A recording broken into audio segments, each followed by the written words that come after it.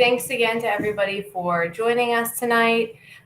This is the college planning session. I'm Emily Sharro, the college and career counselor at the high school. Before we get started, I just want to remind everyone, please mute your microphone.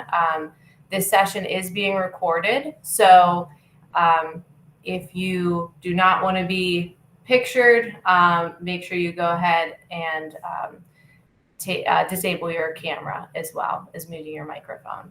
Okay.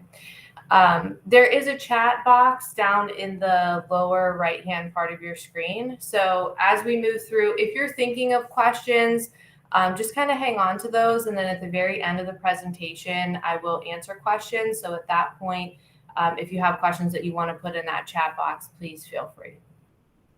All right, so we'll go ahead and get started.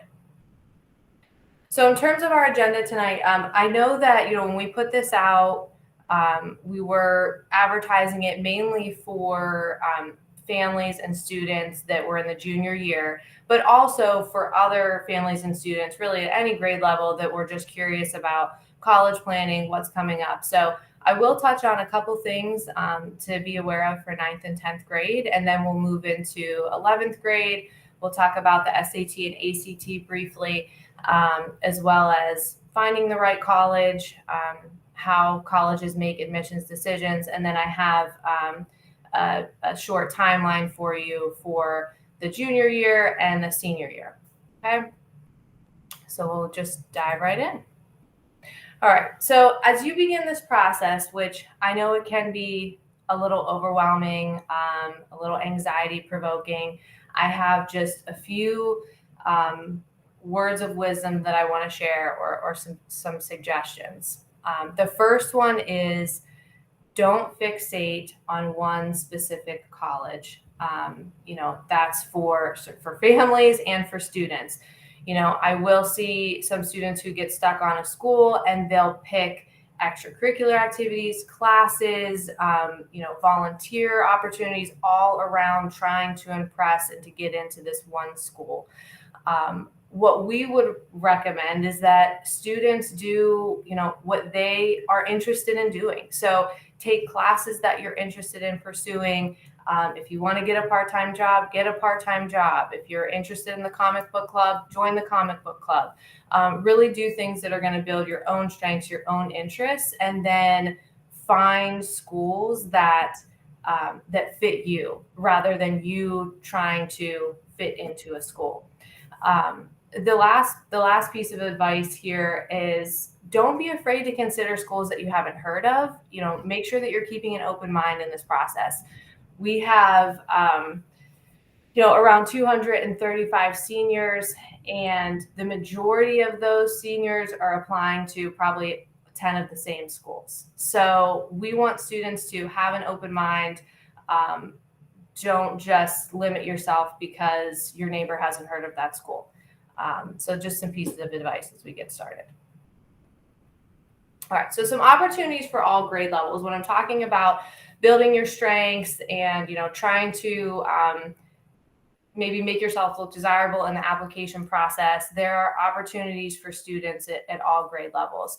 So in grades 9 through 11, students are working through a career portfolio. They're completing different career activities and storing that in their Google Classroom career portfolio. So just want you to be aware that those things are there. A lot of those have to do with exploration of their interests. They're taking different surveys in Navient, as well as completing different activities in their classes. So just want you to be aware that that is available for them to access at any time. Our students use Navient as a college and career exploration platform. There's tons of different tools in there. In the career exploration piece, as I mentioned, there's different inventories that they can take that could give them some insight into their personality, different careers that they might be interested in. If they know a specific career and they're looking to get more information about that, they can use Navient for that as well. Or if they're trying to explore different majors. So within Navient, if you put in a career cluster, you can then see in that career cluster, what are all the majors that I might be able to pursue that fall within this career cluster. We also have several different extracurricular activities and clubs. So that is a link that you can access there in the slides. I will send these slides out tomorrow morning after the presentation. So you'll be able to access all the links that are within the presentation. On our website, we added a career planning tab this year. So if your child is looking for a volunteer experience or a part-time job, or maybe some kind of enrichment experience, we are posting all of those there. So that's updated regularly with anything that comes into our office, so you can access them. I also put the link for the Beyond the Classroom newsletter. So Mrs. Mary Quirk, she's our enrichment coordinator, and she periodically puts that newsletter out. And it also has all the experiences that I mentioned that we try to include in our career planning tab on our website. But you can sign up for the newsletter there, and you'll be able to get that to your email. In terms of 9th and 10th grade, the biggest piece here is that the cumulative GPA will be calculated yearly beginning in the 9th grade year. So we also get questions about rank. We do maintain rank internally in PowerSchool. So sometimes we'll have questions about a student's rank, but it's not something that we report on the transcript or report to any universities. And that decision was made a few years ago now through a committee that went through the process of determining that. But that GPA, like I said, starting in 9th grade year, will be calculated yearly. So if you have a 9th grader in June, you'll be able to see what that cumulative GPA is based on that first 9th grade year. Joining a club or activity, it is important, and it's something that we recommend, not just because it is desirable for college admissions to see that students are active, engaged, involved, but also because that is going to allow them to really understand what are things that are important to them, and what are things that they might want to pursue even as a career. Okay. So I do want to mention here in this spot that we aren't, ever advising students to get involved in, 15 different activities, or their whole schedule doesn't need to be packed. It's really about selecting things that are of interest to them, that they're going to be able to commit to and be involved in. Okay. In 10th grade, students will take the PSAT for the first time. So we did have students participate in taking the PSAT in October, and the scores were available through College Board. So in the past, they used to send us paper score reports that we distributed out to students, but that is no longer the case. They would like students to log into their College Board account to access that. So if you're having trouble doing that, or you never access your student scores from this school year and you have questions, you can always reach out to me, and I can work with them to make sure they're able to get logged in.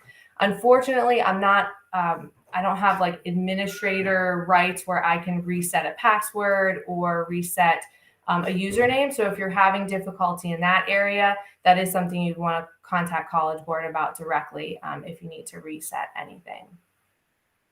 We talked about students completing different career exploration inventories and things in Navient. So they will be doing that in 9th and 10th grade. And the last thing I want to mention here, which is really important, is considering course selection. So I know that we just went through choosing courses for next year. And I do get a lot of questions about this, what classes students should take. Again, we want students to be taking things that they're interested in, and also that they feel are providing them with a challenge.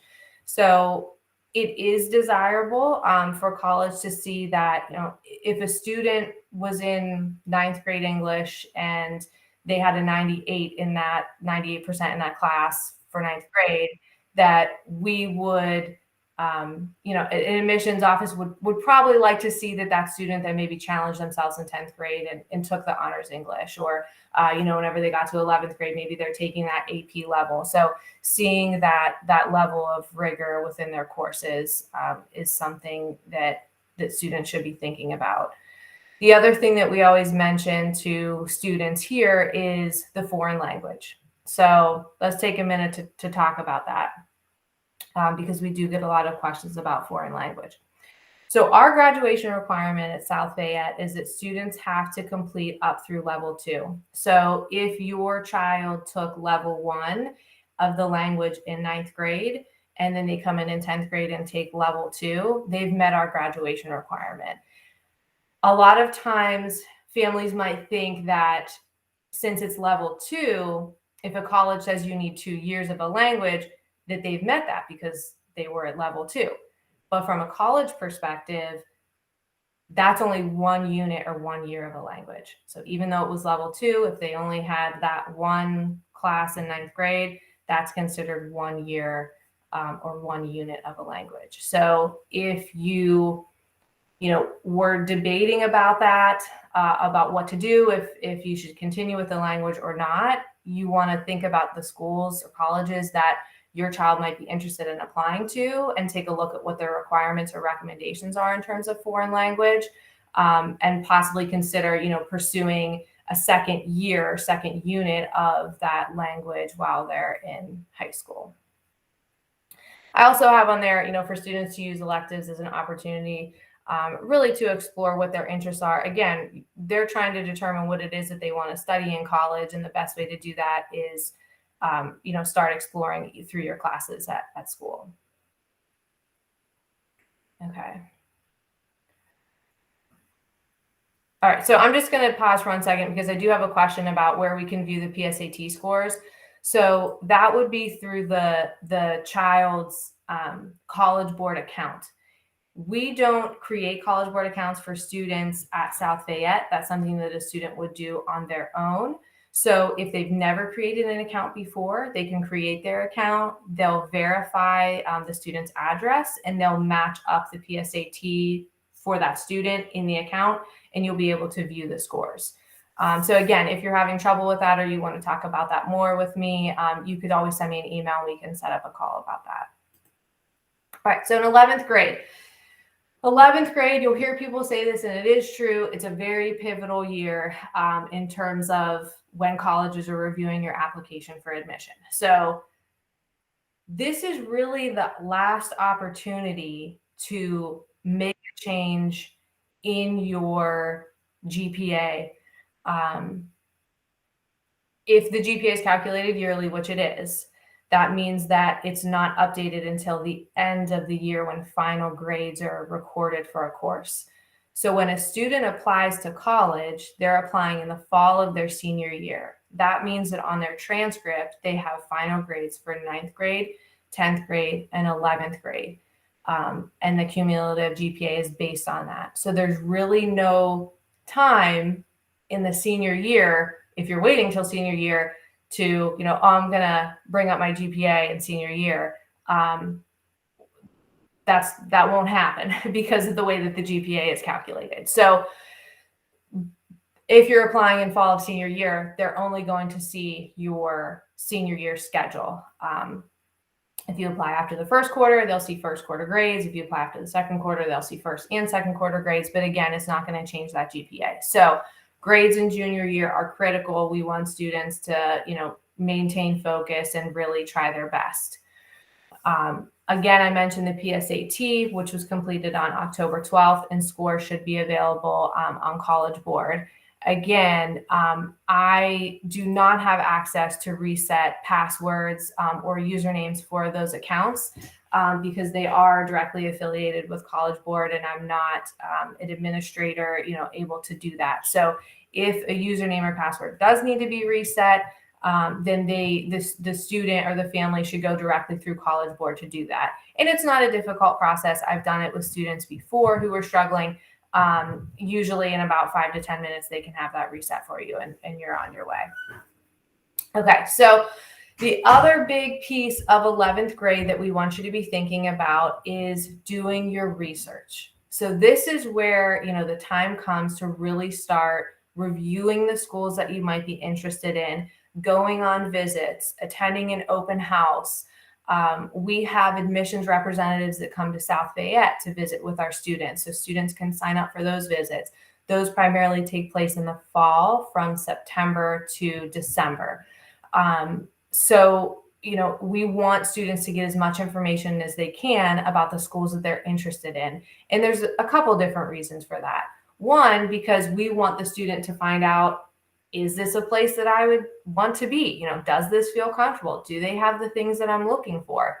And on the other side of that is that schools schools are taking notice of who is interested in them. If you are signing up to visit with that rep who's coming into the school, or you're going and doing a tour, or you're doing a virtual information session with that school, they are taking notice of that. That information is getting documented, and it could be included in an admissions review as demonstrated interest. So that's something to keep in mind there as well. The other thing that researching schools can do for you is you figure out what it is that you need to do in order to apply. Am I going to have to send official transcripts, or do they want me to complete a self-reported academic record?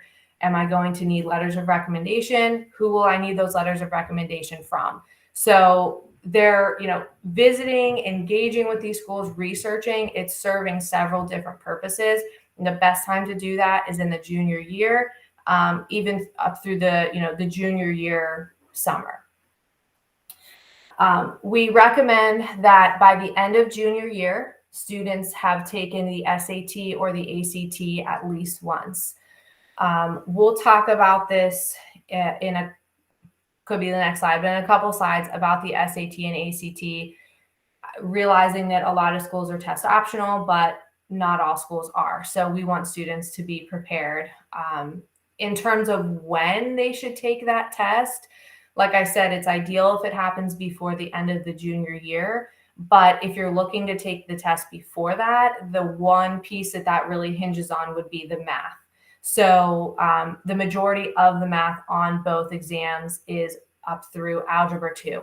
So we would recommend that students are taking that test, shortly after they've had Algebra 2. So maybe for your child that happened in 10th grade, and at the end of 10th grade they took the SAT, or maybe your child is in that class in their junior year and they're going to wait till the spring of junior year to take the SAT. In terms of the reading and comprehension and grammar on those exams, those are things that honestly skills they've been working on since middle school, and they may just need to refresh, but there's nothing curriculum wise that would be preventing them from taking it in those areas. If your child is a student athlete planning to play a sport at the collegiate level, we do recommend that in the 11th grade year, by the 11th grade year, they register with the NCAA Eligibility Center. And that would be for students who are looking to play at a Division I or Division II level. NCAA has certain academic core course requirements that they want every student to have met in order to be eligible to play and receive scholarship money. In addition, they have a GPA requirement. So I think I have a resources page here at the end. I believe that I do have the NCAA website listed there. If you have more questions about that, feel free to reach out.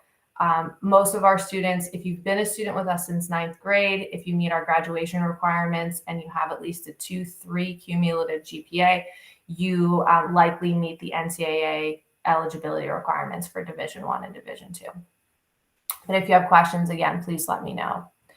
During the junior year, I meet individually with each student. Parents are invited to that meeting. You'll get a letter sent home. So I'm actually at the tail end of those. I'm wrapping those up here in the next few weeks. And that's just an opportunity for us to sit down and talk more about that student's specific goals, what they're looking to pursue. And if there are any questions that I can answer at that time, we can go over that information then. Okay, so ideally, by the end of junior year summer, your child should have a list of all the schools that they plan to apply to. That could be a working list. Maybe they're going to add some come September or October. Maybe a school comes off, from the list. That's perfectly fine. But generally speaking, you want to have an idea of where you want to apply to. before senior year starts. And that's because most applications are open by August 1st. Some might even open in the summer. So I mentioned before when I was talking about the agenda, I do have a slide that has kind of an outline of a timeline for senior year. So we'll get to that, and you'll be able to have that whenever I send out the slides. But just want to make that clear that when senior year starts, you want to have an idea of the places that you want to apply. Okay, so I mentioned we would touch on this briefly, the SAT and the ACT. The big difference between the two exams, and you can see this here, is that there is a science section on the ACT and there is not a science section on the SAT. Now, the science section on the ACT is not, it's not questions from biology or chemistry that you're having to bring up, from memory or study those. It's more so charts, graphs, data that the students are reading, analyzing, and answering questions about. So all the questions in the science section, the students should be able to find the answer to the question from within the question. But if you have never taken a practice ACT or seen those questions before, that can kind of throw you when you get to that science section. So if your child is interested in taking the ACT, I would just make sure that they're doing some practice questions within that area. We have a question: is the SAT prep course at South Fayette offered in the first semester? This year we actually ran it in both semesters. It was offered the first semester and the second semester. It depends on how many students register to take the course. So the last 2 years we have run it. I want to say 2 years prior to that, we did not run it because we didn't have enough student interest. So it just kind of depends if we have 2 sections of it and we're offering it both semesters, or if we only have 1 section of it, which ideally that would be offered in the fall semester. But I can't say for next year what our master schedule looks like yet. That's a good question.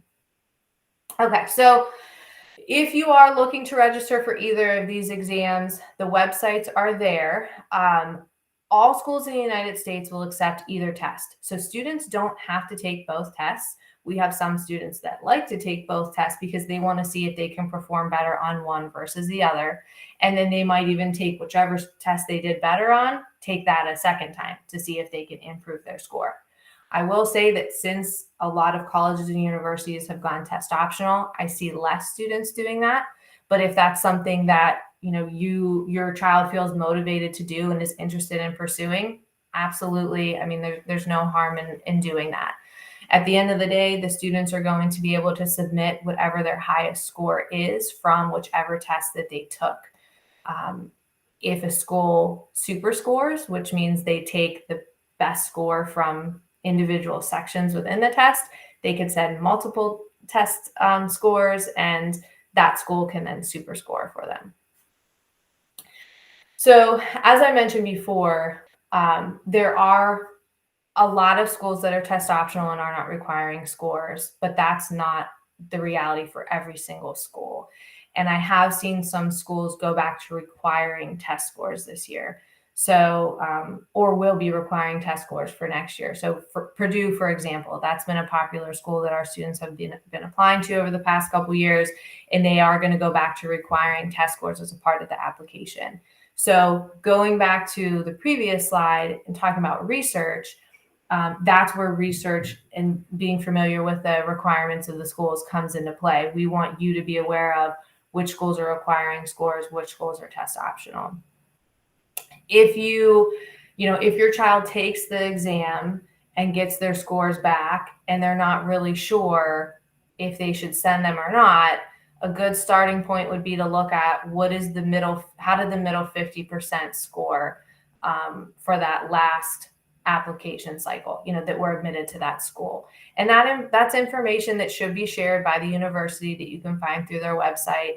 If you can't find it, that's always something that you can reach out to the admissions office about directly, and they should be able to give that to you. What we're seeing is, unfortunately, since schools have gone test optional, those averages are now becoming a little skewed because only students with very high test scores are submitting scores.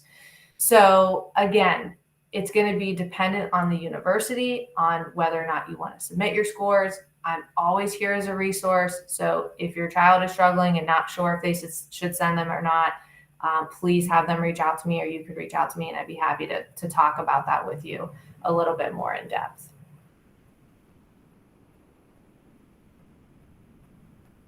Okay, so we had a question, is the SAT offered at the school like the PSATs were? So South Fayette is not an SAT test site.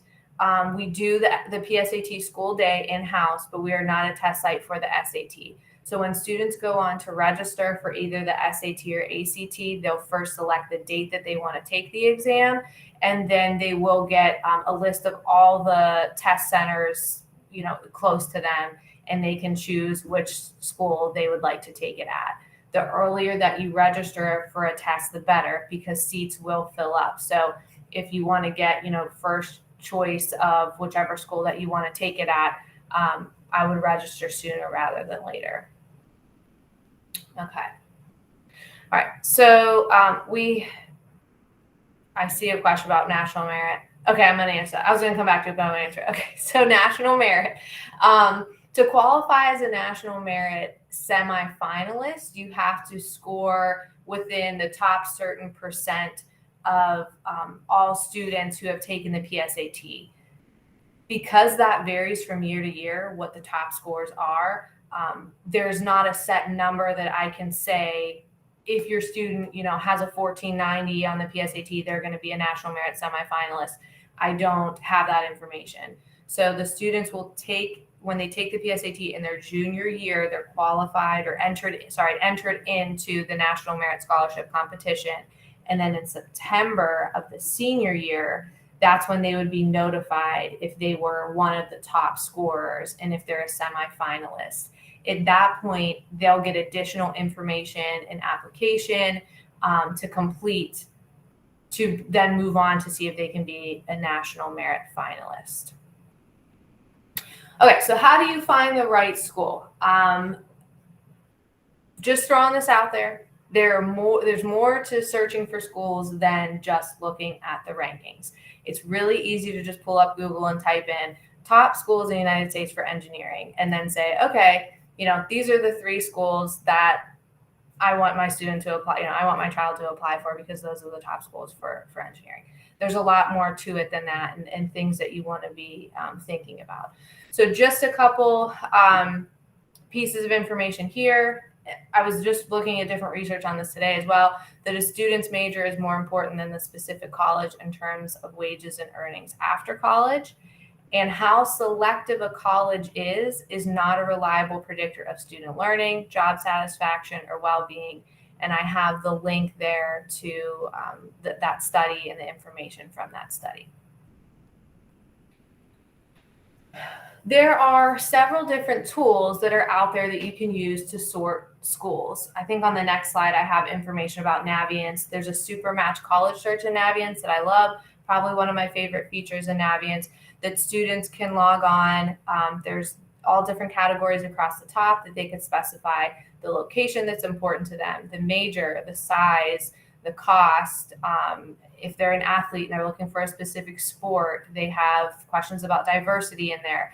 So there's tons of different categories where students can specify what's important to them. And then based on their responses, they'll get a list of schools that match that. It'll also give them a snapshot of average SAT score for that school, as well as average GPA. Then the students within Naviance can click on that school and read more about, student to faculty ratio, graduation rate. They can see what the deadline to apply is. So all that information is there for them within that tool. So that's something that I recommend that students do to explore what's out there. So again, thinking about things like I have mentioned, the location, the size, the programs, the majors, activities, supports for students on services, or support for students on campus. So if you have a student that is going to need a little more academic support, what are the resources available to them there? Obviously, cost, financial aid, what kind of scholarships are available, And looking at GPA and SAT score, what is the average that they're typically admitting? And is where my child is right now, is that fall within their average? Is this a school that's going to be a very likely school they would get admitted to? Is the acceptance rate for this school 5%, and it's going to be a lot more competitive for my child to get into? Those are all things that we want you to be thinking about as you're creating that list. I do get questions a lot about how many schools should my child apply to. I really don't have a perfect answer for that. It does depend on the schools that your child is looking at and where they fall in terms of, is this a fit for them? So I have some students that, they have a 4.0 GPA and they're applying to a school that the average GPA to get admitted is a 3.0, and they apply to that one school because it's very likely that they're going to get admitted there with where they fall and also maybe what that school's acceptance rate is. So, that might be their path. Whereas other students might be applying to many very selective universities. So they know that I'm not just going to apply to one school. If that one school, like I said, has a 5% acceptance rate, now I'm casting a wider net and I'm adding in, maybe I have my more competitive schools, I have some fit schools, and I have some likely schools. So you want to have a balance. On average, I think our students right now are applying somewhere between 6 to 10 schools on average.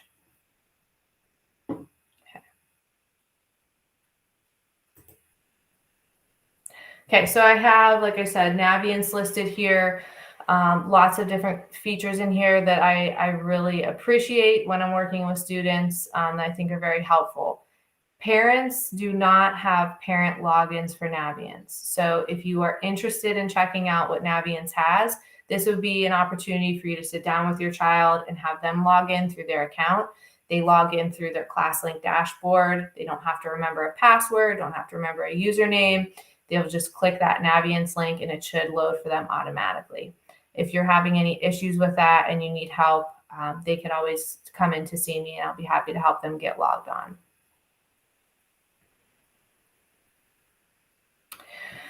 Okay, so how do you actually apply? I realized as we were starting and I started to talk about dates and things, I have that one screen that has a timeline, but I didn't include a slide that has different deadlines. So I just want to take this time as an opportunity to say, I mentioned earlier that all applications should be open by August 1st. Some schools might even open their applications in July or possibly late June.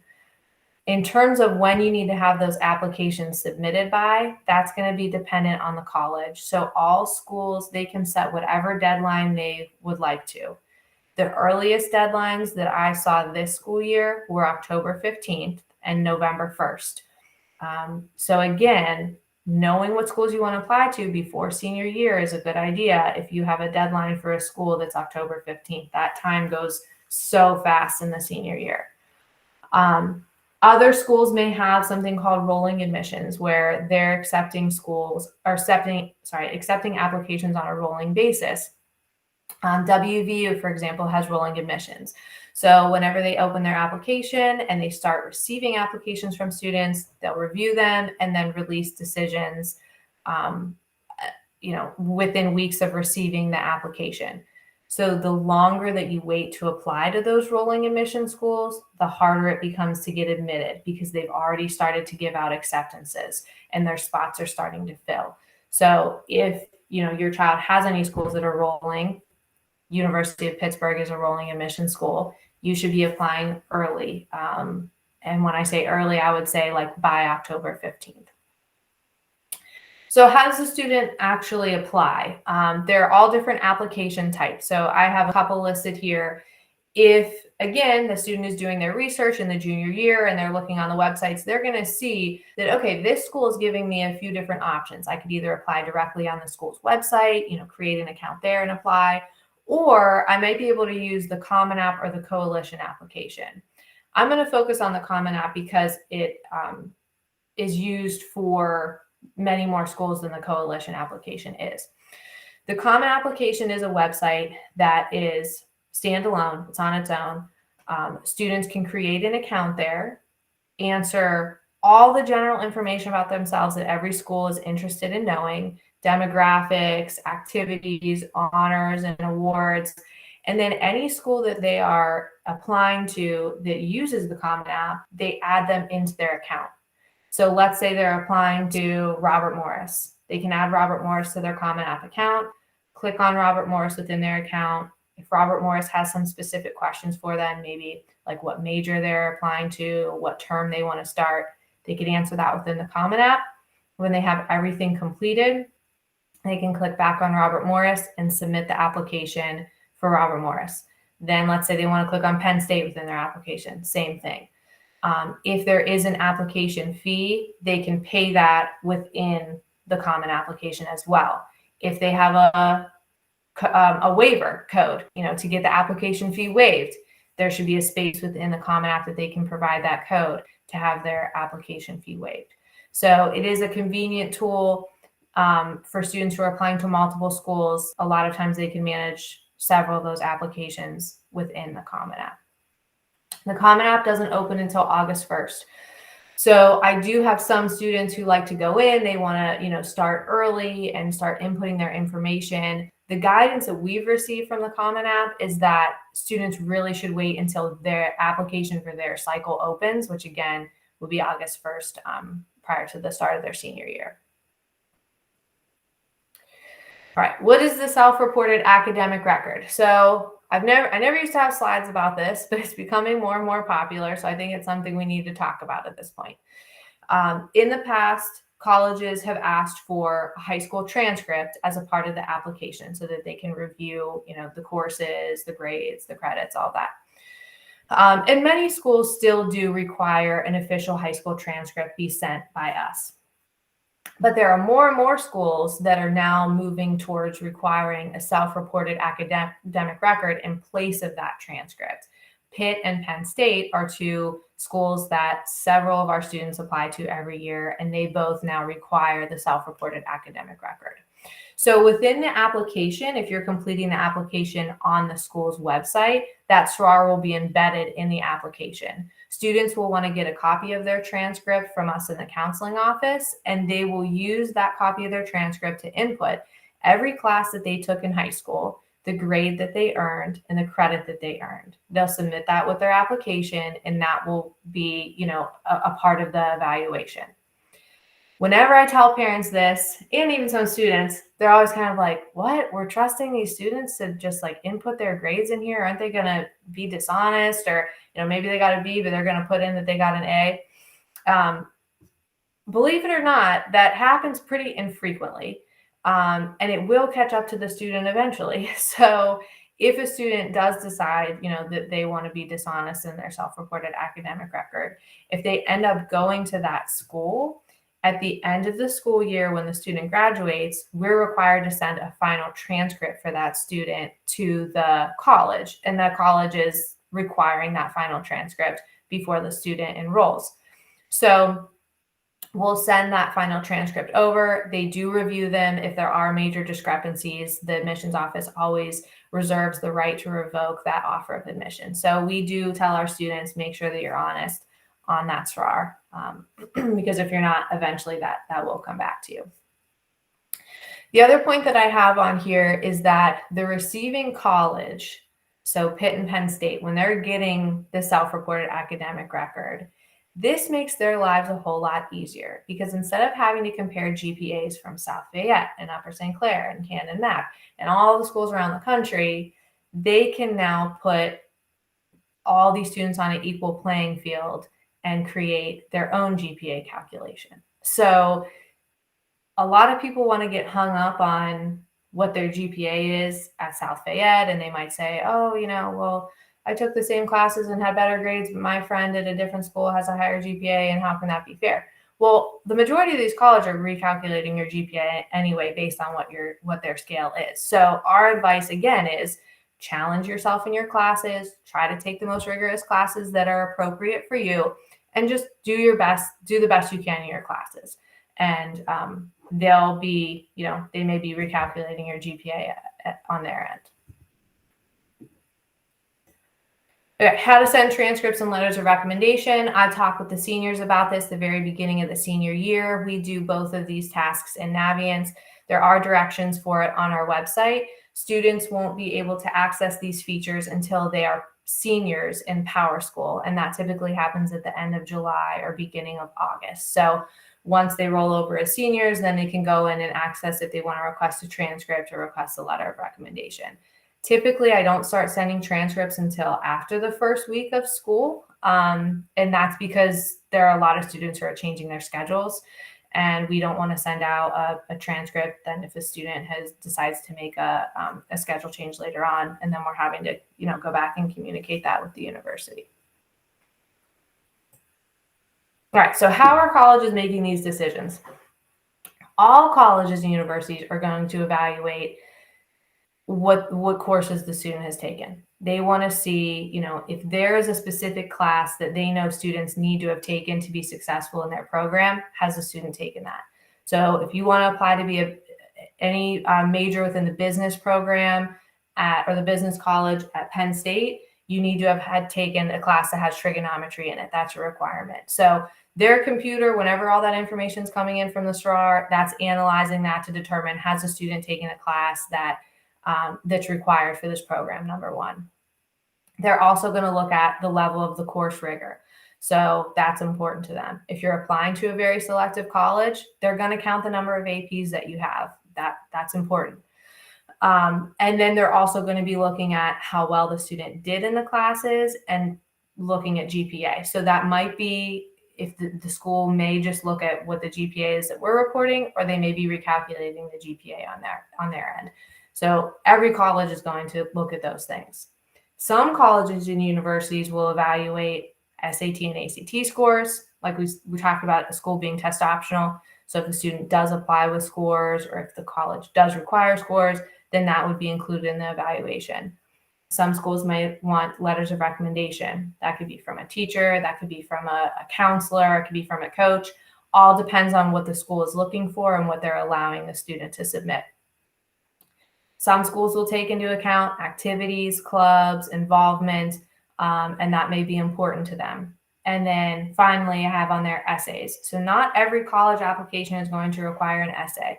If you're applying to Robert Morris, if you're applying to Edinburgh, my alma mater, they're not requiring an essay as a part of the application, but other schools will, and some schools will require multiple essays. That's usually what takes the most time in applying to schools. So these are the things that colleges are looking at whenever they're making their decisions.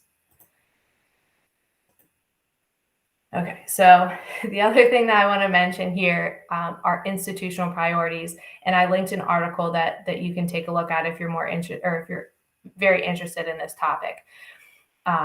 When we're talking about highly selective universities, the majority of applicants that are applying are academically capable. So then it comes down to, how are they determining who can get in? And we'll hear time and time again that, Harvard could have filled 3 freshman classes with their one applicant pool. So what are they looking at? Well, behind the scenes, every school has a set of institutional priorities, things that are important to their institution that they're trying to build, trying to push. And these are just a few things that I have listed here. So there are going to be spots for students with specialized talents, athletes, musicians, actors. That is, a fact of the process. That's something that they're doing up front. Specific academic programs. So if you're applying to a school for engineering, and engineering is their flagship program, that's what they're most known for, that's going to be the most competitive program to get into. You might have another student applying to that school that's applying as, an art major, a fine arts major, and that might be, a lot less competitive for them to get admitted to that same school because of the major. They could be looking at things like, is this student first generation? Are they the first student or the first child in their family to go to college? That's a number that colleges will like to boast about. That's something that could be important. They might be looking to increase their enrollment of students that are from, low income, diversity across lived experiences, diversity across the states that they're coming from, countries. So these are all things, that are happening that really are completely out of your control and out of the student's control, which again is why a student shouldn't fixate on one school, but rather keep an open mind and apply to many places after they've kind of built their own interests. I also have in here, in-state versus out-of-state. So we frequently have students apply to UT Austin.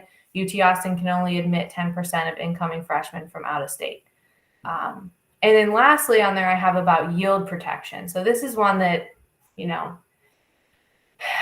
another one out of your control. They will run different reports to determine what is the probability that this student is going to enroll in our university. They want to admit students who are going to enroll. That helps their yield rate, their yield numbers, and that's something that's very important to them. So if you're from a region, an area, a high school that students have been admitted in the past and they haven't enrolled, your yield probability is going to go down, and that could actually affect your admissions decision.